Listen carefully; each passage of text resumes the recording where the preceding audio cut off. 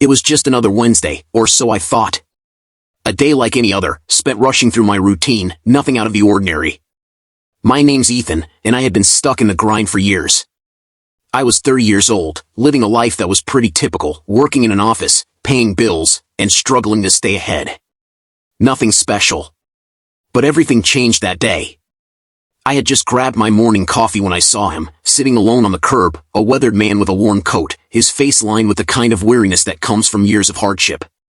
I couldn't quite put my finger on it, but something about him caught my attention, and I couldn't shake the feeling that he wasn't just like all the others I'd seen begging for change. He had an aura of quiet dignity, despite his circumstances. I'm not the type to just walk by, so without much thought, I walked over. We exchanged a few words, and I offered him the sandwich I had packed for lunch. It wasn't much, but I could tell it meant something to him. His eyes lit up, and he thanked me, his voice raspy, yet filled with an unexpected warmth. I smiled and walked away, thinking nothing of it. After all, I'd helped someone, no big deal, right? Little did I know, that simple gesture would change everything. The next morning, as I was making my way to work, I saw him again. Same spot, but this time, there was something different. He wasn't just sitting there with his hand out like I'd seen so many times before. His eyes locked onto mine, and before I even had a chance to turn away, he called out to me. "Hey, you're the one from yesterday, aren't you?" he asked, his voice now tinged with recognition. "I've been waiting for you." I hesitated for a moment, unsure of how to respond, but then I walked over. He smiled as I approached, and we began talking. This time, he told me his name was Gabriel, and that he hadn't always lived on the streets. He wasn't just a random man down on his luck. In fact, he'd been incredibly successful, once upon a time, an investor, someone who had made millions.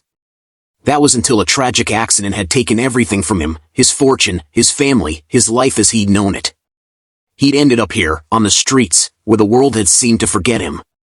"I know what it's like to lose everything," Gabriel said, his voice quiet but strong. "But sometimes, the people who help us when we're at our lowest, they don't know the difference they make. You didn't just give me food, Ethan. You gave me a reminder of who I used to be." He paused for a moment, his eyes intense. "I've been thinking about this a lot. I want to help you. I can't give you what I lost, but I can offer you something else, an opportunity, a chance to invest in something that could change your life." I must have looked at him in disbelief, unsure if I was hearing him right. A homeless man offering me an investment opportunity? It didn't make sense. I wanted to laugh it off, but there was something about him, the way he spoke, the confidence in his eyes, that made me hesitate. "I know it sounds crazy," Gabriel said, reading my mind. "But I've been through a lot, and I know the markets, Ethan. I've seen patterns others haven't. I want to give you the chance to change everything for yourself. I just need you to trust me." I stood there, torn. It was a lot to process, and my skeptical nature screamed that I should walk away. But for some reason, I couldn't. Maybe it was because he reminded me of the man I wanted to be, someone who had everything figured out, who could take a chance and make it work. Maybe it was because of that brief moment of connection between us. Maybe it was just the way he had spoken, with such certainty. I couldn't explain it, but I found myself agreeing. "I'll give you what I can," I said, my voice hesitant but determined. "I can't afford much, but I trust you."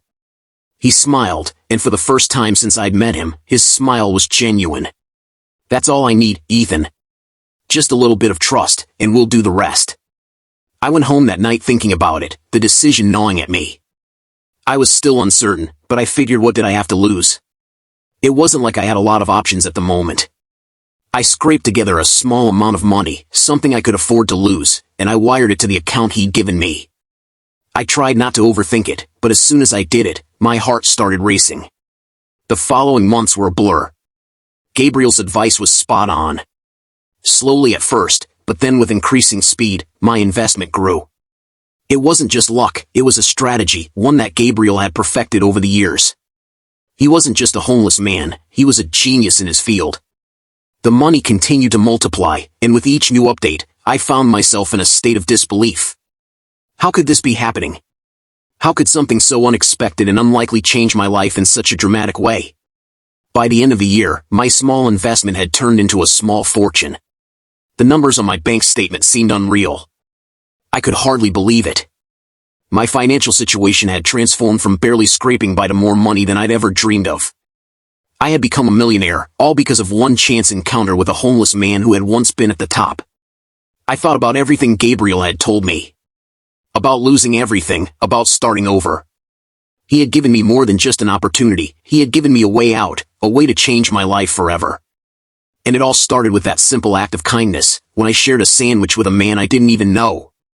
Looking back on it, the lesson was clear: kindness doesn't just help others, sometimes it can help you too. That small act of compassion was the catalyst for everything that followed. It reminded me that the world isn't always as it seems, and sometimes, the most unlikely people can change your life in the most unexpected ways. Now, as I sit here in a place I never thought I'd be, a millionaire with a future ahead of me, I understand the power of what happened. It wasn't the money. It wasn't the investment. It was the kindness, the empathy, and the trust in someone who needed help. So, the next time you see someone in need, remember Gabriel. Remember that you might be the one who makes the difference, the one who opens the door to something far greater than you can imagine. That act of kindness, however small it may seem, could change your life, or someone else's, in ways you can't yet fathom.